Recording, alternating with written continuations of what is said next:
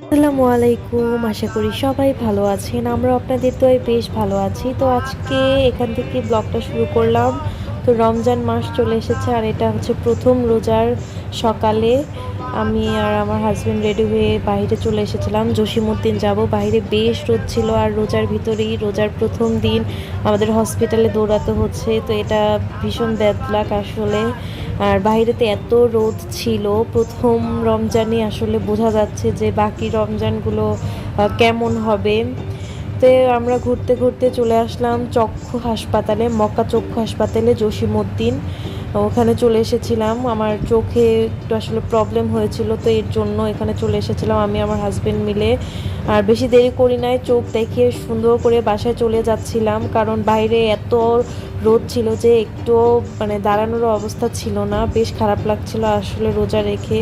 তো বাসায় এসে ঘুম দিয়ে ইফতার করে দেন ইফতারের পর একটু পিঠা খেতে ইচ্ছে করছিল বেশ। তো আমি আর আমার শাশুড়ি মিলে একটু পিঠা বানাতে চলে আসলাম। তো এখানে একটু তেলের পিঠা বানিয়ে নিচ্ছিলাম, আমাদের খেজুরের গুড় ছিল অল্প, তো অল্প করে আসলে বানাচ্ছিলাম কারণ ইফতার করেছি, তো এখন অত খেতে পারবো না। বাট এটা হচ্ছে মনের আসলে সান্ত্বনা যে মন খেতে চাচ্ছে, তো মনকে একটু খাওয়াচ্ছি, তো এরকম। তো যাই হোক, আম্মু আসলে প্রিপেয়ার করে দিচ্ছিল আর আমি ভাজবো পিঠাগুলা। আসলে বাসায় সবাই খাবে, কারণ আমাদের এই বছর আসলে তেমন পিঠা খাওয়া হয় নাই, তো সবাই একটা দুইটা খাবে, তো এর জন্য অল্প করেই নিয়েছিলাম, কারণ এরপরে আবার রাত্রে ভাত খাবো, দেন সেহরি খাবো, তো এর জন্য আর বেশি নেই নাই। আমার শরীরটা আসলে বেশি ভালো লাগছিল না, কারণ রোজা রেখে আজকে বাইরেও বের হয়েছিলাম প্রথম রোজার দিনই, আর আমার শরীরটা বেশ অসুস্থ। তো যাই হোক, এই তো পিঠাগুলো এখন ভেজে নিব, আর এখানে তেল গরম করতে দিয়েছিলাম, খুব সুন্দর করে তেলটা গরম হয়ে যাওয়ার পর দেন পিঠাগুলো ভেজে নিব। আর মশলা দিলে পিঠাগুলো এত সুন্দর হয়েছিল। আসলে আমি এটা প্রথম না, এটা দ্বিতীয়বার পিঠা আসলে বানাচ্ছি।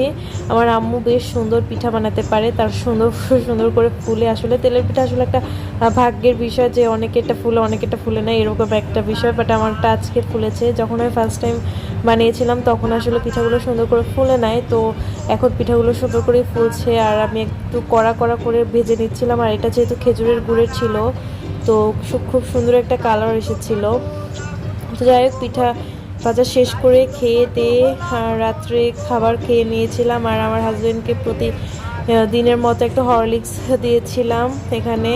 ও তো প্রতিদিন একটা হরলিক্স খায়, আর আজকে ডিম সেদ্ধ দিই নাই, তো আজকে শুধু হরলিক্স দিয়েছিলাম, কারণ শরীরটা ভালো লাগছিল না আর এত কিছু করতেও ইচ্ছে করছিল না, তাই হরলিক্স দিয়েই রাত্রের খাবার শেষ করলাম। আবার সেহরিতে উঠতে হবে আর অনেক রাত হয়ে গিয়েছিল, তাই এই তো সুন্দর করে গুলিয়ে টুলিয়ে এরপর দিয়ে দিচ্ছিলাম আমার হাজব্যান্ডকে, ও এখন খাবে। আর আমাকে বলছিল একটা গ্লাস নিয়ে আসো।